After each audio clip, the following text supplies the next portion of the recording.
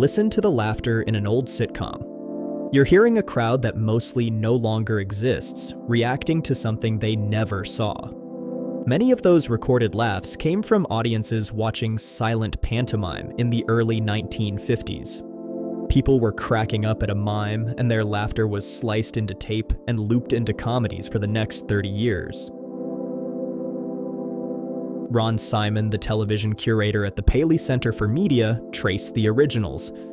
They led to the wordless routines of performers like Red Skelton and Marcel Marceau, where there was no joke at all, only the laughing. So when a laugh swells under a punchline on screen, it can be the sound of strangers, long gone, amused by nothing. That sound, engineered to make the comedy feel warmer, is the reason so much of it doesn't work anymore. Laughter is a signal that you belong to a particular group, and a recording of anonymous people is a forgery of that signal. Which means the harder a track works to put you inside the room, the more it marks you as the one person standing outside it. Why does something invented to pull us in actually push us back out? The reflex the track is trying to hijack is real, and it's old. Henri Bergson, writing about comedy in 1900, argued that laughter is never the sound of one person alone. It needs an echo. Our laughter is always the laughter of a group, he wrote, and he meant it almost literally.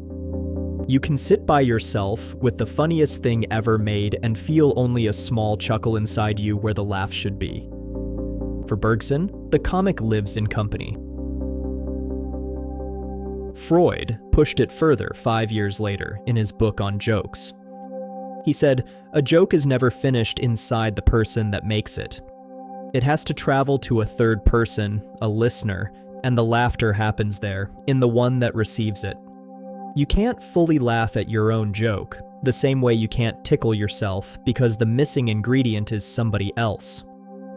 So comedy is built around an absence. The teller is left with something only another person can finish, and the laugh track is an attempt to manufacture that other person and pipe them in. On paper it should work, with you at home and the missing crowd supplied. If you've ever laughed at a weak joke just because everyone else was already going, then you already know what I'm describing. This evidence makes sense. Laughter is contagious. The most dependable trigger for a laugh is the sound of another one, which is why a sound engineer named Charlie Douglas could build his whole career on it. In 1953, Douglas made a machine he called the Laughbox. Around 3 feet tall, padlocked. It held 320 separate laughs across 32 tape loops, played from a keyboard like an organ. He wheeled it into editing rooms on a dolly and let no one watch him work. For most of 2 decades, he held a near-total monopoly. He laughed for tens of thousands of episodes that were shot with no audience at all, including Bewitched and The Mary Tyler Moore Show. And it worked. Audiences laughed. The convention grew invisible enough that a comedy without a laugh track felt unfinished. The track gives us the third person Freud said every joke needs, then triggers the contagion Bergson said laughter waits for, and the comedy gets funnier. You can see it now in a way an audience in 1965 couldn't, and that feeling is the loose thread that unravels the whole case.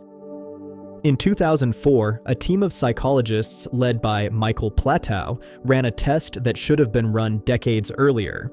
They played recordings of jokes with canned laughter added, and they only changed one thing. They told some listeners the laughter came from people like them, fellow students. The rest heard that it came from a group they wanted no part of, a political party they disliked. The laughs on the tape were identical. The results, reported in the Journal of Experimental Social Psychology, weren't subtle.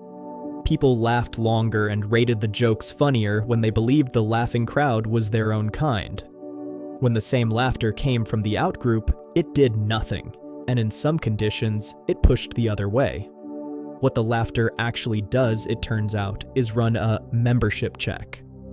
It lifts the joke only when we see the crowd as our own people, and an anonymous recording can never quite pass that test. The sound works while we see the laughing crowd as us. The moment we see it as other, the warmth flips into something colder. Now hold that against what happened to the audience itself. Through the network era, there was a believable we, a country crowded around 3 channels. The track could pass as the sound of your own living room. Then the audience shattered into cable and streaming. 1,000 separate rooms and the laughing crowd stopped being anyone you knew. It became a wall of strangers. Thomas Hobbes had a name for the feeling of strangers laughing in your direction. He called it sudden glory, that small feeling of superiority we get watching someone else come up short. The thing that was meant to bring us into the group had started doing something that throws us out of it.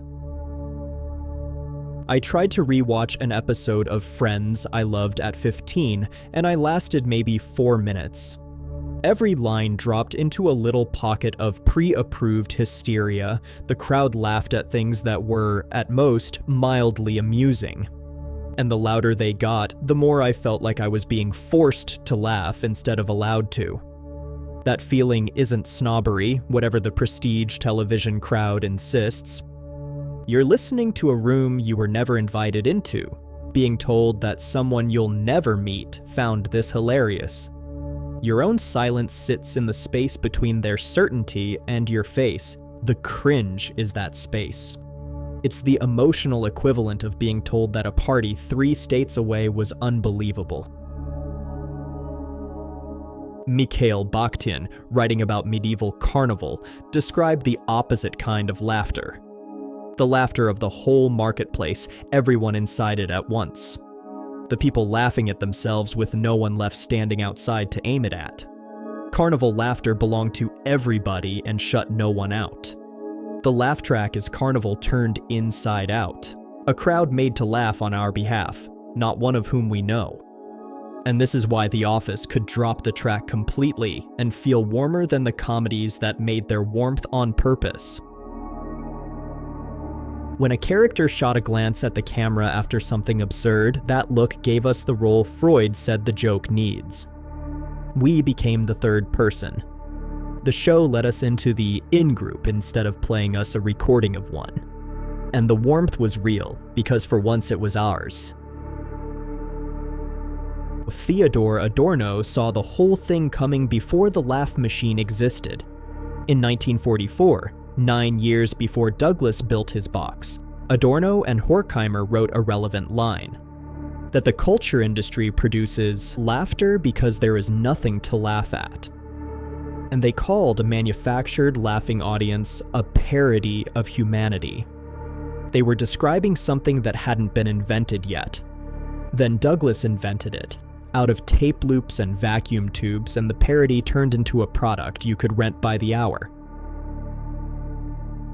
We forgive fake laughter all the time, in canned applause and the reaction shots of every awards show, which tells us the problem was never fakeness on its own.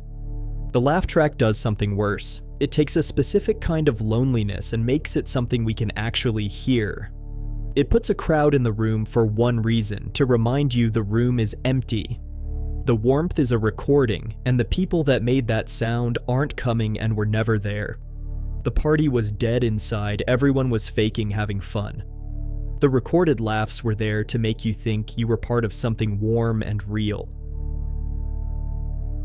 When you hear the laughter in those reruns, just know that it's a group that no longer exists. All reacting to a mime nobody remembers, looped on tape and pushed under jokes for 70 years. And it'll keep laughing in that same fixed order long after everyone in the original recording is gone. Every laugh track is a recording of a sense of belonging, and it gets played to people who are sitting alone. That's the whole trick and the whole problem in one. The laugh track promised to end the loneliness of watching, but instead it put a name on that loneliness. A laughing crowd you can hear but never join. The comedies that survived the shift worked out a quieter truth, that you can't put a community inside a person, you can only let them in. So tell me which show you think is weird if you remove the laugh track. Is there a sitcom where you never really noticed the laugh?